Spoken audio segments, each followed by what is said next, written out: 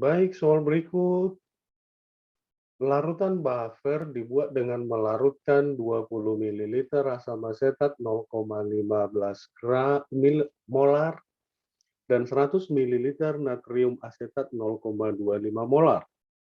pH larutan buffer setelah ditambahkan 50 ml KOH 0,1 molar. Itu artinya soal ini secara keseluruhan adalah soal penambahan basa pada larutan penyangga atau buffer yang secara teori kita pahami penambahan asam atau basa pada buffer itu mengubah pH-nya dalam jumlah yang sangat kecil karena kemampuan buffer untuk mempertahankan pH-nya. Nah, bagaimana menyelesaikan soal ini gampang. Pertama kita mesti tahu yang mana buffernya.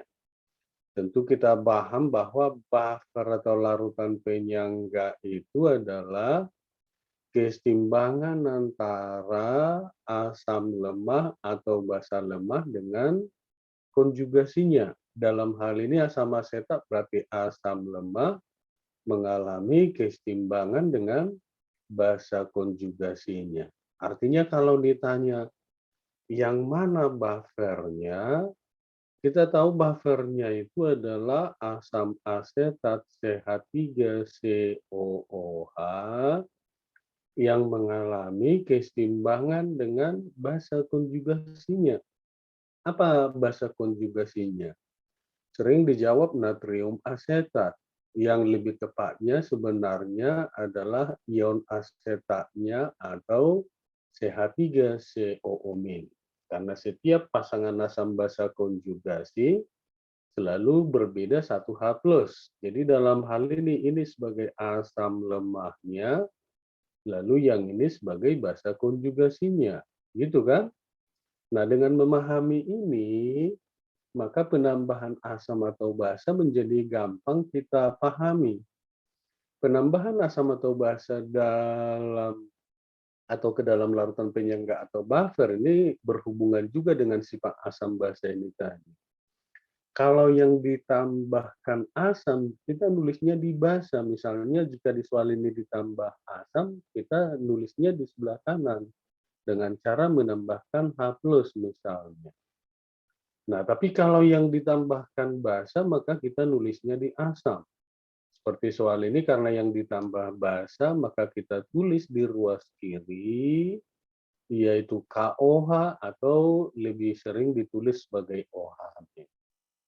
Nah, setelah itu tinggal kita hitung aja, mula-mula buffernya molnya asam asetat 200 kali 0,15 kan 30. Kemudian basa konjugasinya 100 kali 0,25, berarti kan 25 kan? Inilah awalnya buffer yang terbentuk sebelum penambahan basa. Lalu karena basa ditambahkan sebanyak 50 ml 0,1 molar atau molnya berapa? Ya, 5 milimol. Maka akan terjadi pergeseran kesetimbangan sehingga kita tulis mula-mula reaksi setimbang dan yang habis tentu adalah asam atau basa yang ditambahkan ini. Lalu karena koefisiennya semuanya sama, maka semua sama-sama 5. Nah, karena penambahan asam atau basa itu adalah pergeseran kesetimbangan, karena yang ditambahkan kiri dalam kesetimbangan, dia kan akan bergeser ke lawannya atau ke arah kanan, yang artinya yang kanan ini ditambah, sementara yang kiri dikurang. Berarti jadinya masing-masing ini adalah, ya bisa kita hitung yang ini menjadi 25, kemudian yang ini habis, kemudian yang ini berapa? Ya 30. Baik, dengan demikian berarti bisa kita hitung lagi pH setelah penambahan basa tentu dengan rumus buffer yaitu H+ sama dengan Ka kali mol asam per atau mol asam lemah per mol basa konjugasi. Berarti H plusnya sama dengan KA. PKA 4,7 itu artinya KA-nya 10 pangkat min 4,7, kemudian kali mol asam lemahnya, yaitu 25 per mol basa konjugasi 30, 25/30. 25/30 berarti sama-sama bagi 5 berarti 5/6. Sehingga kalau ditanya berapa pH larutannya, pH sama dengan min log H plus, berarti min log berapa?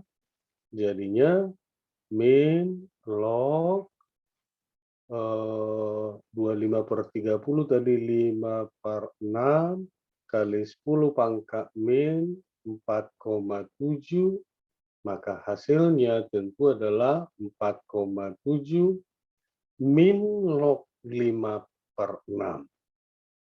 Min log 5/6.